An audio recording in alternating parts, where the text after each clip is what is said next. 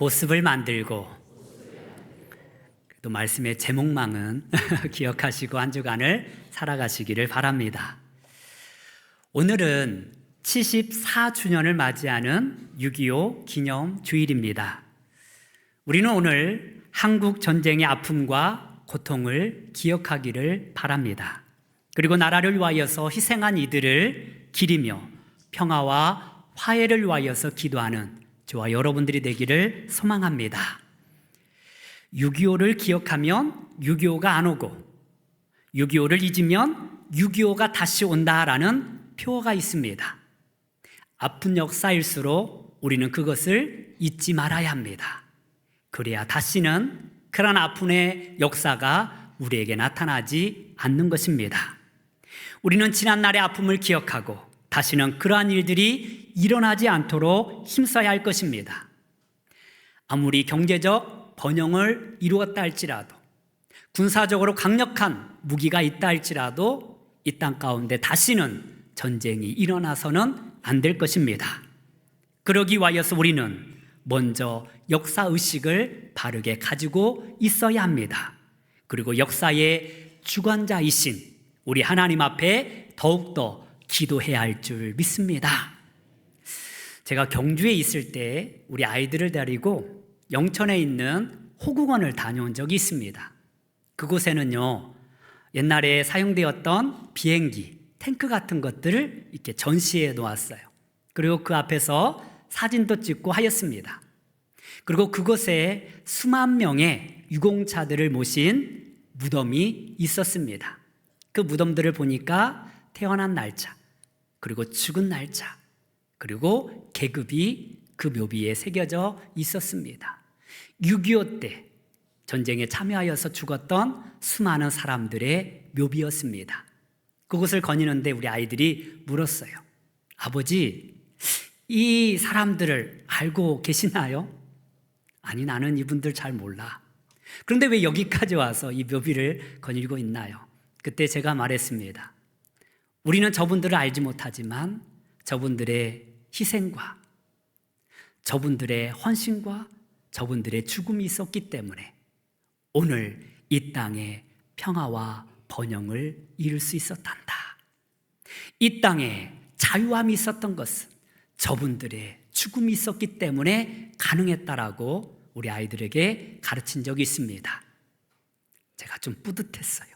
왠지 아버지로서, 아빠로서 뭔가 아이들에게 본을 보인 것 같아서.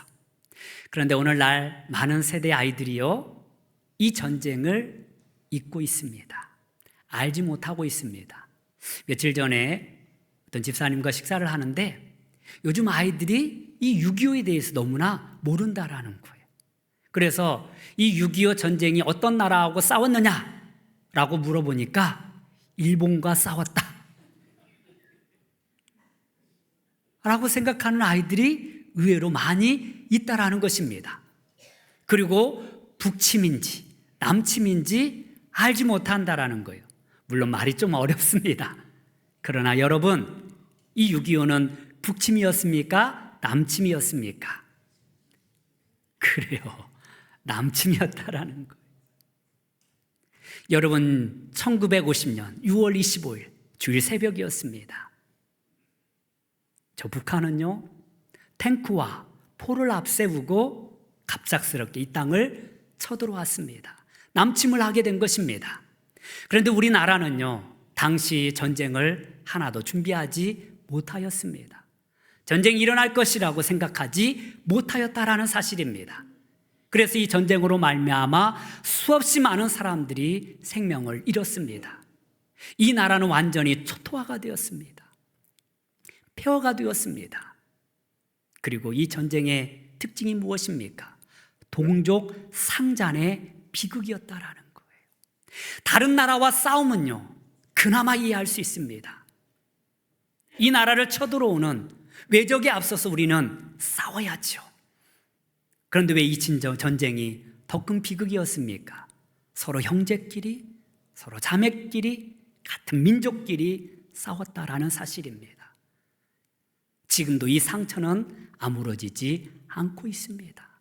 수많은 이산가족들이 있습니다.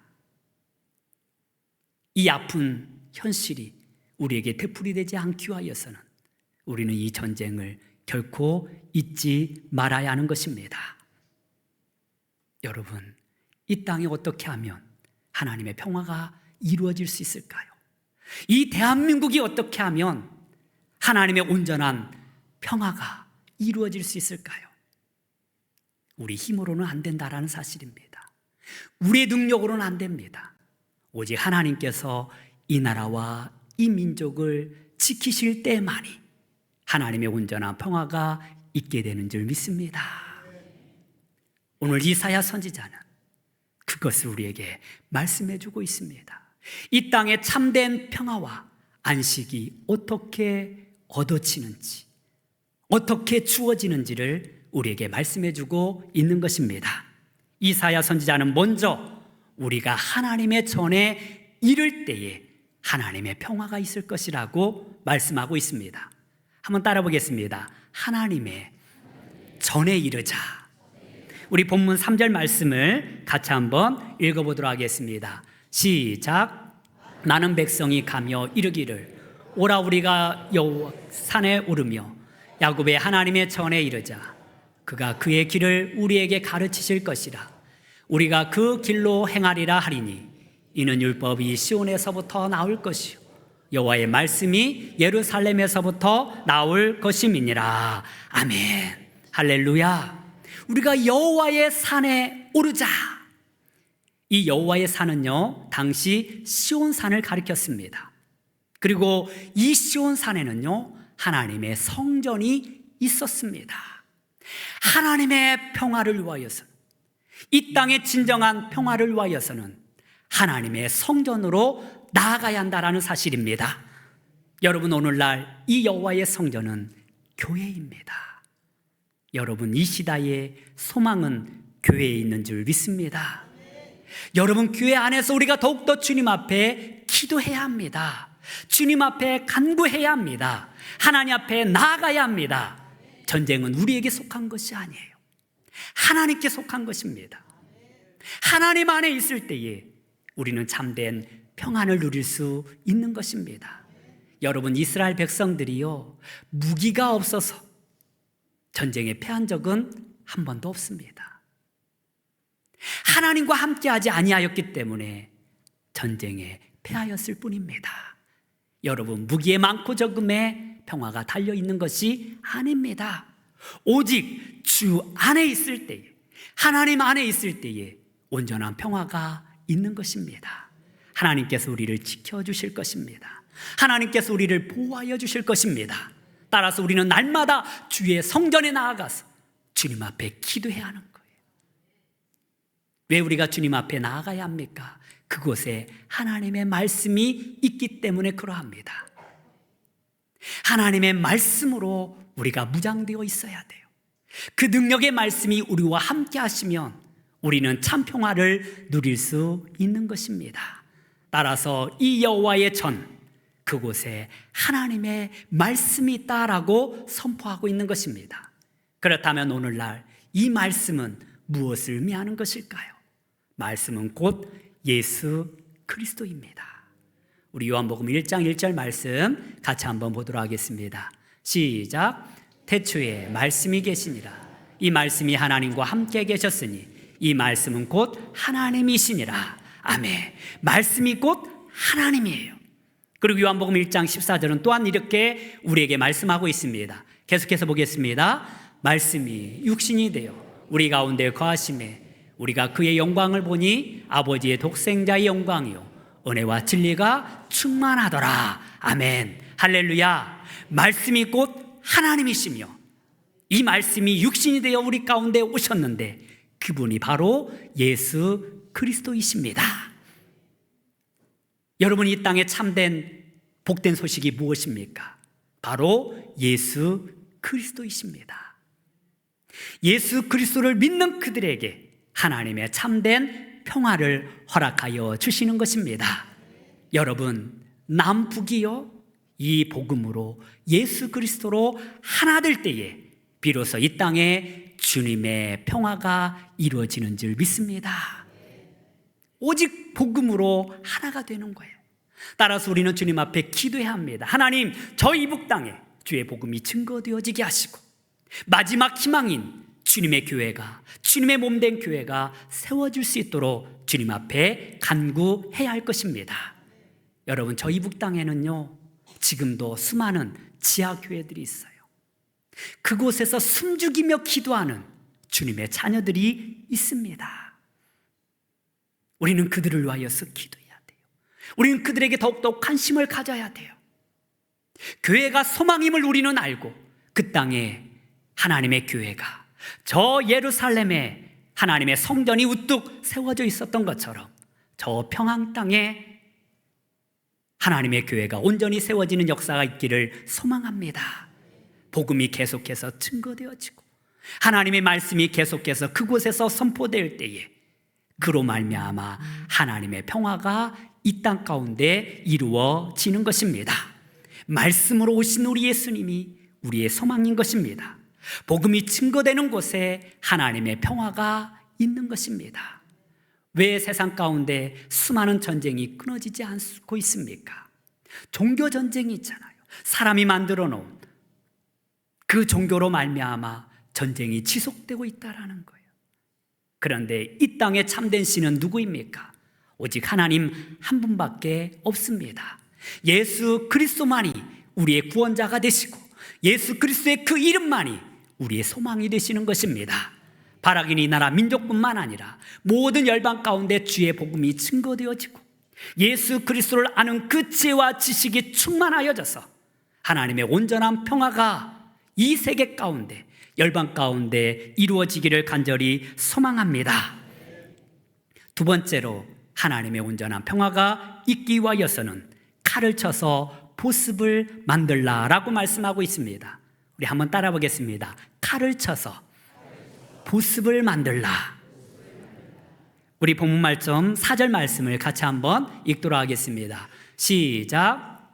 그가 열방 사이에 판단하시며 많은 백성을 판결하시리니 무리가 그들의 칼을 쳐서 보습을 만들고 그들의 창을 쳐서 낫을 만들 것이며 이 나라와 저 나라가 다시는 칼을 들고 서로 치지 아니하며 다시는 전쟁을 연습하지 아니하리라. 아멘. 여러분, 이 보습이라는 것이 무엇인 줄 아십니까? 혹시 쟁기는 아시죠? 쟁기. 쇠에다가 쟁기를 이렇게 설치해서 이렇게 땅을 가는 거잖아요. 그 쟁기 밑에 이렇게 쇠붙이가 보습입니다. 그래서 칼에 사용되었던 그 철을 이제는 사람을 죽이는 칼이 아니라 이 농기구를 만들어서 평화를 가져오는 것을 상징하고 있는 것입니다. 사람을 죽이기 위하여서 만들었던 그 창을 바꾸어서 낫으로 바꾸는 것입니다. 여러분, 똑같은 무기처럼 보여지지만 하나는요, 사람을 죽이는 무기이고 하나는요, 곡식을 거두는 도구라는 사실입니다.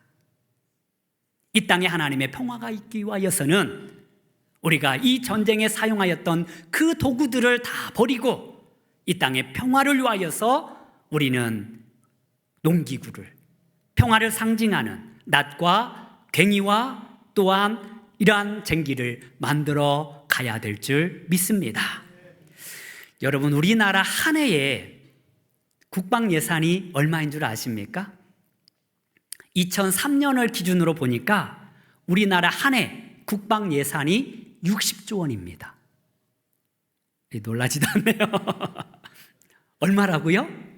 60조 원. 어마어마한 돈입니다. 이는 세계 8위에 속합니다. 그러면 1위는 어떤 나라일까요? 잘 알듯이 미국입니다.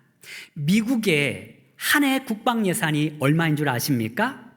2023년을 보니까 980조 원이에요.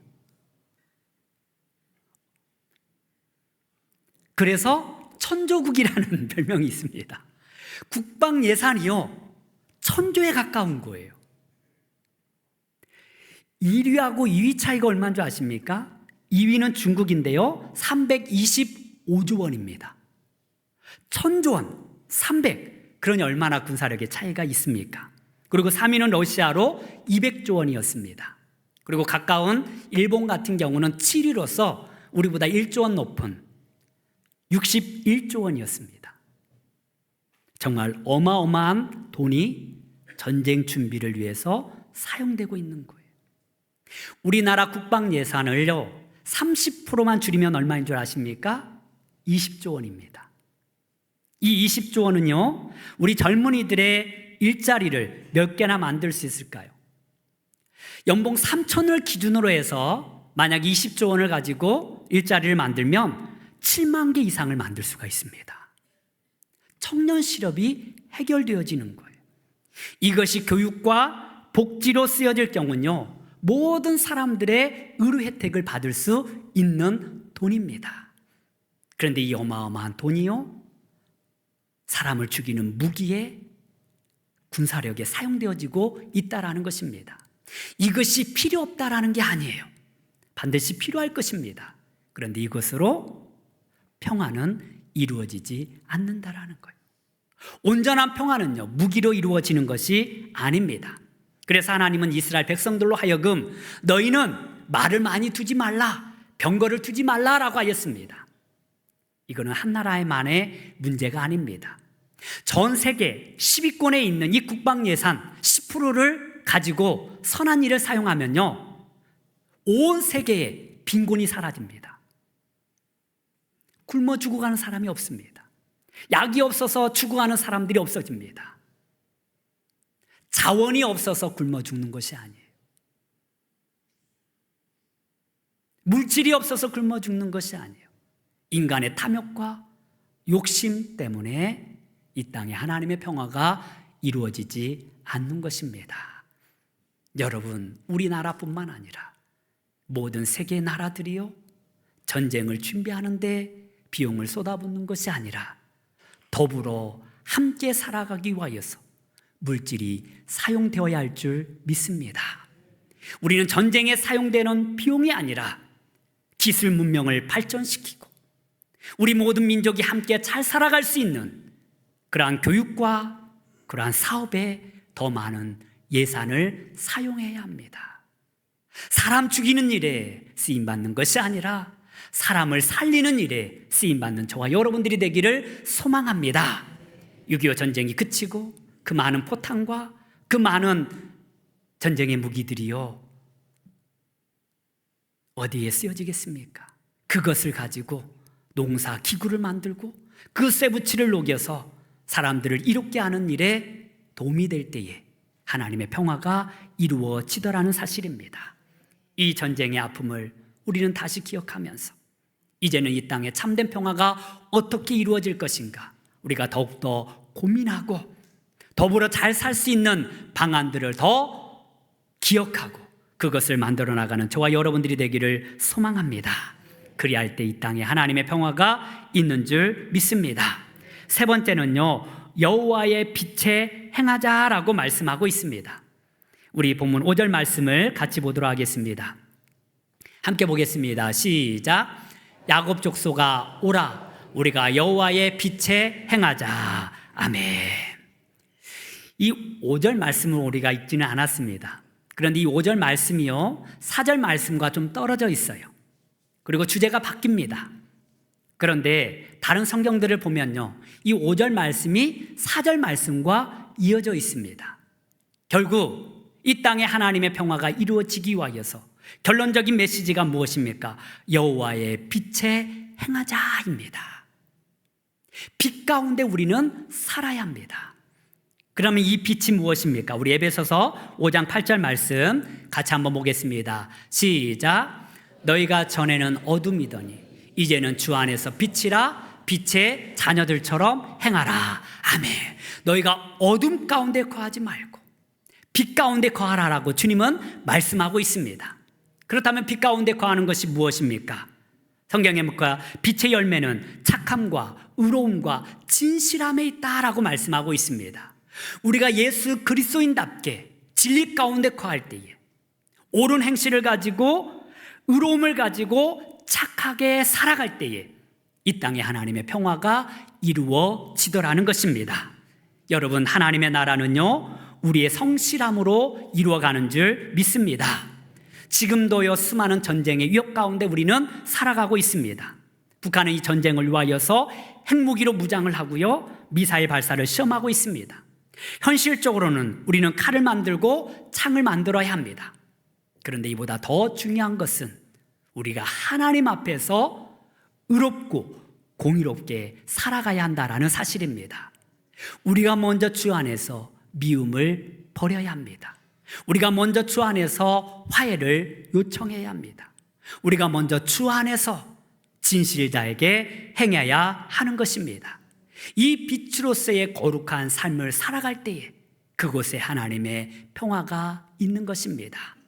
우리나라 역사 가운데에요, 수많은 어려움들을 당한 그 전쟁들을 살펴보면요, 국방력이 약해서 이 나라가 어려움 당한 적이 한 번도 없습니다. 무엇 때문에 망한 줄 아십니까? 내분입니다. 이 안에서 서로가 서로를 미워하고 서로 분파를 만들고 서로 경쟁하고 서로 싸웠기 때문에 여러 나라의 침략을 받게 된 것이라는 거예요. 적은요, 외부에 있는 것이 아니라 우리 내부에 있는 것입니다. 우리가 먼저 주 안에서 믿음으로 깨어 있어야 합니다. 우리 안에서 먼저 사랑이 이루어져야 합니다. 화해가 이루어져야 합니다. 우리는 서로를 위하는 마음이 우리 가운데 있어야 하는 것입니다. 여러분, 크게 보면 나라 간의 전쟁이지요, 작게 보면 사람과의 전쟁 아닙니까? 우리 가정에 다툼이 있습니다. 불화가 있습니다. 교회 안에도 마찬가지입니다. 사회적으로도 그렇습니다. 그렇게 서로 갈등하고 서로 미워하고 서로 이간질시키며 서로 괴로워할 때에 이 땅의 평화는 이루어지지 않는다라는 거예요. 우리의 적은 북한이 아닙니다. 우리의 적은 우리 안에 있습니다. 우리는 우리가 먼저 손을 내밀고 우리가 먼저 다가가고 우리가 먼저 용서하고 우리가 먼저 사랑을 이루어야 할 줄 믿습니다. 그리할 때 하나님의 평화가 우리 가정 가운데 있는 것이고요, 우리 교회 가운데 있는 거예요. 우리는 영적인 싸움을 하고 있는 것입니다. 어둠에 거하지 마십시오. 악에게 지지 마십시오. 선으로 악을 이기는 저와 여러분들이 되기를 소망합니다. 오직 하나님의 의로움과 진실함이 우리 가운데 있을 때에 우리는 하나님 안에서 온전한 평화를 누릴 수 있는 것입니다. 지금도 전쟁은 끊이지 않고 있습니다. 이 러시아와 우크라이나 전쟁이 거의 3년간을 끌고 있어요. 이스라엘과 하마스 전쟁이요, 끝나지 않았습니다. 우리나라도 마찬가지입니다. 휴전 상태에 있는 것이지 전쟁이 끝나지 않았습니다. 언제 다시 전쟁이 일어나도 이상하지 않습니다. 이러한 위기 가운데 우리는 살아가고 있는 거예요. 이러한 불안한 가운데 살아가고 있는 것입니다. 우리가 전쟁을 잊었을 때에, 그 고통을 잊었을 때에 우리에게 다시 아픔이 찾아올 수 있어요. 우리는 오늘 말씀을 기억하고 우리는 유교를 다시 기억하며 다시는 이 땅 가운데 이러한 고통이 있지 않도록 믿음으로 깨어있기를 간절히 소망합니다. 여러분, 참된 평화는요, 우리 힘으로 이루어지지 않습니다. 오직 하나님 안에 있습니다. 전쟁은 하나님께 속한 것입니다. 하나님을 의지하고 우리의 믿음을 굳건히 지킬 때에 이 땅에 하나님의 평화가 있는 것입니다. 따라서 우리는 이 시대에 더욱더 주님 앞에 가까이 나아갑시다. 더욱더 교회에 와서 이 나라 민족을 위하여서, 저 북한 땅을 위하여서, 열방을 위하여서 기도하기를 간절히 소망합니다. 오직 복음이 소망이고 예수 그리스도만이 우리의 구원자가 되십니다. 그 믿음 붙잡고 주님 앞에 기도하는 저와 여러분들이 되기를 소망합니다. 또한 칼을 쳐서 보습을 만듭시다. 전쟁 준비에 우리의 모든 열정을 쏟아붓는 것이 아니라 이 땅의 평화를 위하여서, 하나님의 나라를 위하여서 우리가 더욱더 열정을 쏟아부으시기를 바랍니다. 그러기 위하여서 우리가 깨어서 주님 앞에 나아가야 합니다. 그리고 의로운 행실을 통하여서 빛 가운데 거해야 할 것입니다. 그렇게 빛 가운데 우리가 주 안에서 우리의 믿음 붙잡고 하나님 앞에 나아갈 때 다시는 이 땅 가운데 전쟁이 일어나지 아니할 것입니다. 하나님의 온전한 평화가 이루어질 것입니다. 우리가 그 나라, 하나님의 그 평화의 나라를 기대하며 오늘 주님 앞에 합심으로 기도하기를 원합니다. 이 시간 우리 합심으로 기도합시다. 하나님, 이 나라 민족을 지켜주시옵소서. 총으로, 무기로 평화가 이루어지는 것 아닙니다. 하나님 말씀으로 참된 평화가 있게 하여 주시옵소서. 저 이북 땅에 복음이 증거되어지게 하시고 예수 그리스도로 말미암아 저 민족이 변화되어지게 하여 주시옵소서. 공산주의 체제가 무너지게 하시고 하나님의 나라가 세워지게 하여 주시옵소서.